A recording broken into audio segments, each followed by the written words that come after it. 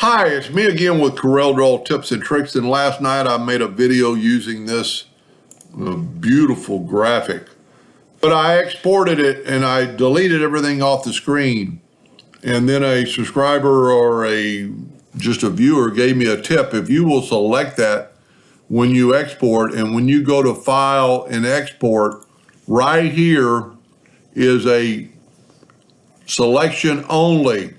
And then you could name it whatever you wanted to call it. We're going to name it 6 and export it and then hit OK. I don't think you even have to wait for that to show up.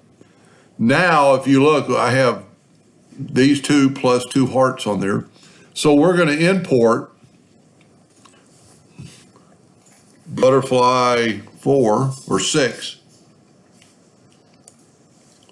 And look, it's just the one that I had selected. So the whole page is not, I didn't have to delete everything on the page to test it out. And if you didn't watch the other video, it's all about getting these lines thicker. I changed these lines to these lines.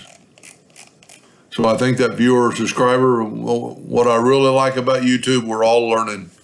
Hope that helped. Thank you for watching.